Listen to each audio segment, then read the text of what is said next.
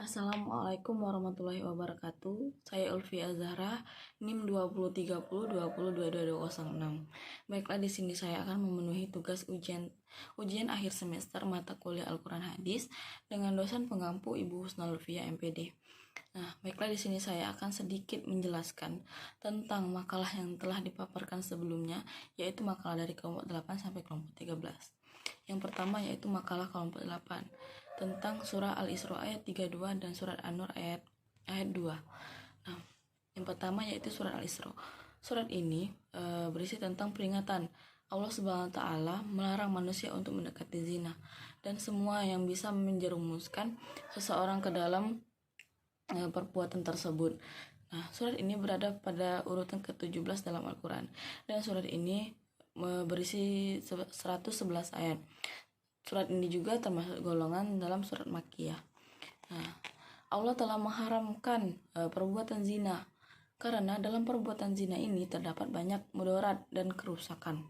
Dan zina ini juga bisa menghancurkan dan kenistaan, merusak masyarakat, menimbulkan penyakit berbahaya, bercampurnya nasab, dan juga menyebabkan permusuhan di antara manusia.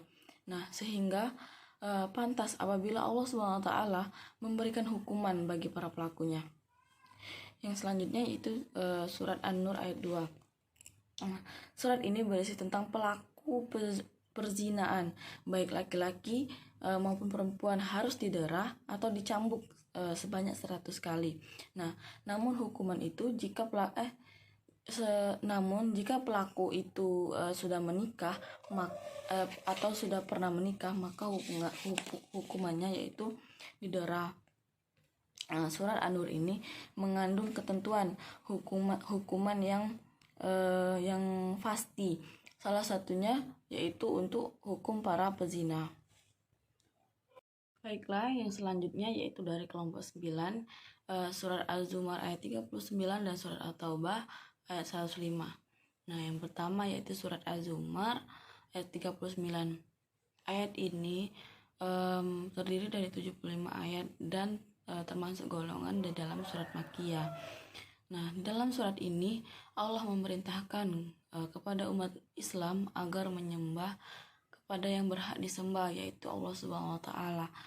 Nah, semua jenis ibadah yang mampu dilakukan oleh manusia, hendaknya ibadah tersebut dilakukan dengan cara ikhlas karena Allah Subhanahu wa taala, dan untuk mempertahankan hidup di dunia, hendaknya manusia bekerja sesuai dengan kemampuan atau sesuai dengan apa yang bisa dilakukan di dunia dengan keahlian masing-masing, sehingga nanti hasilnya bisa maksimal dan memuaskan.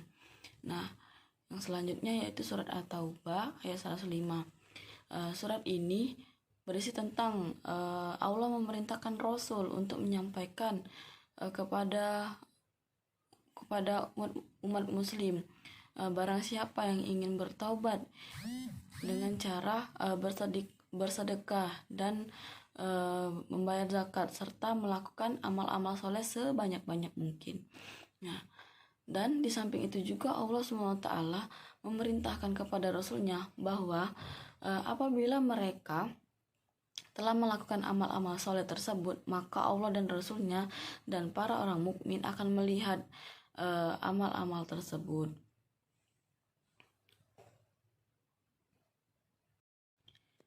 Baiklah, yang selanjutnya yaitu dari kelompok 10, surat Yunus ayat 40 sampai 41 dan surah Al-Maidah ayat 32.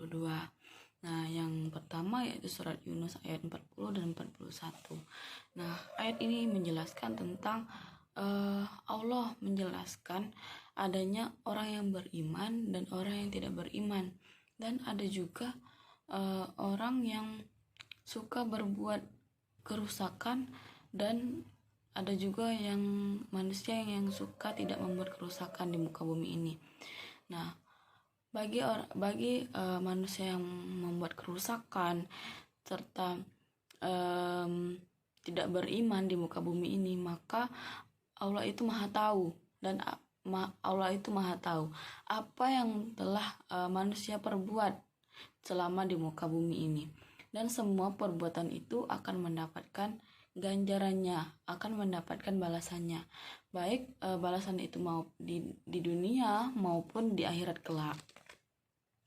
Nah, yang selanjutnya yaitu surat Al-Maidah ayat 32. Nah, ayat ini menjelaskan tentang bahwa membunuh manusia tanpa sebab sama seperti membunuh seluruh manusia yang ada di muka bumi ini. Nah, sebaliknya, jika memelihara nyawa manusia akan menghasilkan pahala yang besar dan akan dan seakan-akan memelihara seluruh manusia di muka bumi ini. Nah, bagi yang membunuh manusia, sesama manusia tanpa sebab itu dosanya sangat besar. Nah, surat Al-Maidah ayat 32 ini juga menunjukkan bahwa Islam mengajarkan umatnya untuk menjaga dan memelihara kehidupan serta menjauhi kerusakan dan kekerasan. Baiklah, yang selanjutnya yaitu dari kelompok 11 tentang surat Al-Imran ayat 190 sampai 91 ayat 191 dan surat Al-Imran ayat 159. Yang pertama yaitu surat Al-Imran ayat 190 sampai 91. Nah, ayat ini menerangkan bahwa ketika penciptaan langit dan bumi serta silih bergantinya siang dan malam, maka itu menandakan kekuasaan Allah Subhanahu wa taala atau ulul albab. Nah, Buya Hamka menjelaskan bahwa Allah Subhanahu wa taala mengarahkan hamba-hambanya untuk merenungkan alam langit dan bumi. Dia mengarahkan semua hambanya supaya memakai pikirannya dan memperhatikan antara pergantian siang dan malam. Semua itu penuh dengan tanda-tanda kekuasaan dan kebesaran Allah Subhanahu wa taala. Setiap orang yang memahami bahwa penciptaan langit dan bumi serta pergantian siang dan malam adalah tanda kekuasaan Allah Subhanahu wa taala. Nah, yang selanjutnya surat Al-Imran ayat 159. Ayat ini menjelaskan tentang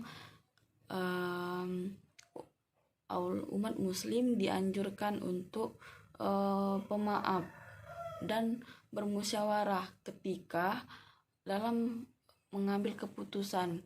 Maksudnya untuk tidak secara emosi dan tidak secara dendam. Nah, Nabi Muhammad SAW merupakan sosok yang menyelesaikan masalah dengan cara bermusyawarah dengan jalan yang diiringi dengan sifat pemaaf dan lemah lembut. Nah, yang selanjutnya jika ayat ini juga menganjurkan agar seluruh umat muslim itu bertawakal, sebab barang siapa yang bertawakal akan senantiasa disayangi oleh Allah Subhanahu wa taala, dan memohon ampun kepada Allah Subhanahu wa taala itu juga merupakan cara agar memiliki hati yang lemah lembut. Baiklah, yang selanjutnya yaitu dari kelompok 12. Nah, kelompok 12 ini membahas tentang surat Al-Luqman ayat 13-14 dan surat Al-Hujurat ayat 10. Yang pertama yaitu surat Al-Luqman ayat 13 dan ayat 14. Nah, ayat ini berisikan tentang nasihat Luqman untuk anaknya. Luqman ini sendiri seorang ahli hikmah yang bijaksana yang namanya diabadikan dalam Al-Quran. Surat ini menjelaskan tentang nasihat larangan menyekutukan Allah dan anjuran untuk berbakti kepada kedua orang tua. Dan ayat ini menjelaskan tentang berbakti kepada seorang ibu. Hal ini menjadikan bukti bahwa Allah Subhanahu wa taala menjelaskan perjuangan seorang ibu yang tiada batas dari melahirkan sampai menyusui anaknya. Nah, yang selanjutnya yaitu surat Al-Hujurat ayat 10. Nah, ayat ini menerangkan bahwa Sesungguhnya semua orang-orang mukmin itu bersaudara, layaknya hubungan persaudaraan dalam nasab. Hal ini karena sama-sama menganut unsur keimanan yang sama dan kekal dalam surga. Nah, persaudaraan ini mendorong ke arah perdamaian. Oleh karena itu, Allah Subhanahu wa taala menganjurkan agar untuk mempertahankan persaudaraan, serta dalam hubungan persaudaraan itu harus dipelihara agar ketaatan, agar ketakwaan kepada Allah Subhanahu wa taala. Nah, jadi semua umat muslim yang ada di muka bumi ini bersaudara, layaknya persaudaraan nasab. Baiklah, yang terakhir yaitu dari kelompok 13 tentang surat Al-Baqarah ayat 83 dan surat Al-Maidah ayat 48. Nah, yang pertama yaitu surat Al-Baqarah ayat 83. Ayat ini menjelaskan tentang bahwa Allah SWT mengingatkan Bani Israel agar beribadah kepada Allah SWT serta berbuat baik kepada kedua orang tua, serta berbuat baik juga sesama muslim. Selain itu juga anjuran untuk bersedekah kepada anak-anak yang bapaknya telah meninggal sebelum mereka berusia balik. Membantu orang-orang yang membutuhkan, bertutur kata yang baik dan melaksanakan sholat serta membayar zakat. Nah, selain itu juga Nabi Muhammad SAW juga meminta sahabatnya Bilal untuk mendirikan sholat karena ibadah tersebut tersebut bisa menyamakan pada diri seseorang. Nah, jadi surat ini tuh menjelaskan tentang anjuran kita untuk mengingat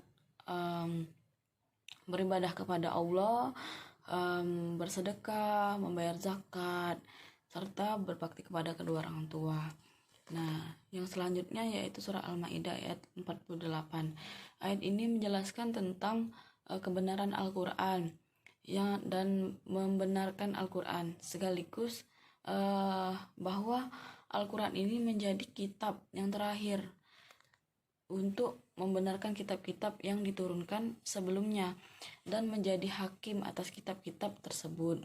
Bahkan di dalam kandungan surat Al-Maidah ayat 48 ini juga Allah menjelaskan Allah menciptakan keberagaman manusia sebagai salah satu ujian kepada umat manusia. Baiklah, itu saja penyampaian materi sedikit dari saya. Apabila ada yang salah atau tutur kata saya yang salah, saya mohon maaf kepada Allah, sama-sama kita memohon ampun. Akhirul kalam, wassalamualaikum warahmatullahi wabarakatuh.